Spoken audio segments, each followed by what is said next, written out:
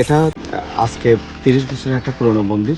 এই মন্দিরের যে জিনিসপাতি, যেগুলো পূজার আসবাবপত্র ছিল, এগুলো অনেক সকলের দেওয়া জিনিস। এগুলো অনেক কষ্ট করে ধীরে ধীরে যারা এখানে দায়িত্ব ছিল, আগে যারা দায়িত্ব ছিলেন তিনারা এবং এখন যারা দায়িত্ব আছে তাদের সহযোগিতায় অনেক কষ্ট করে এই জিনিসগুলো মন্দিরে আজ ছিল। কিন্তু গতকাল বৃষ্টির সময়, রাত্রে বৃষ্টির সময় এখানে এটা চুরির ঘটনা ঘটে। আমরা সকালে যে স্বপনদা প্রতিদিন ঘুরে এসে মন্দির পরিষ্কার করে এবং মন্দিরের যে পূজার আয়োজন করে, সেজন্য উনি সকালে ভোরে যখন আসলেন তখন দেখলেন যে প্রত্যেকটি রুমে আমাদের গুরু মন্দির এবং শিব মন্দির, আমাদের পুরাতন গুরু মন্দির, সাধু নিবাসের 2টি কক্ষ এবং মগধেশ্বরী মন্দির, আর পাশে একটা ভৈরব মন্দির।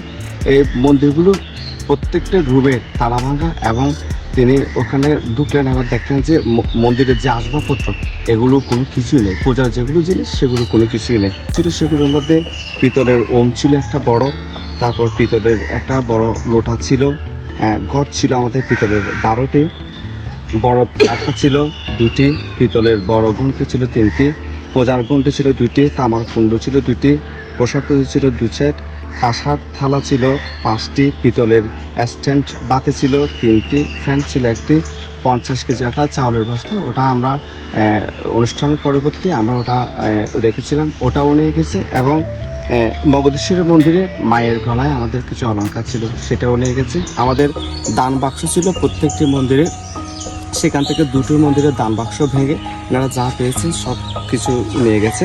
এবং যে আমাদের যে মগধেশ্বরী মন্দির, সেটাও সেখানেও অনেক পূজার যে জিনিসগুলো, পিতলের জিনিস, এগুলো সব ছিল, সব চুরি করে আজকে যে আমরা আজকে পুজো দেব, আমাদের যে অধ্যক্ষ মহোদয় যিনি অরুণানন্দ মহারাজ, ইনি নিত্য পূজা করেন এবং উনি ওখানে থাকেন। আজকে যে আমরা পুজো করবো সে পুজোর জিনিসগুলো নেই। আমি প্রশাসনের কাছে দৃষ্টি আকর্ষণ করছি এবং বিনয়ের সহিত আহ্বান জানাচ্ছি এই ঘটনার তদন্তপূর্বক প্রয়োজনীয় ব্যবস্থা গ্রহণের জন্য।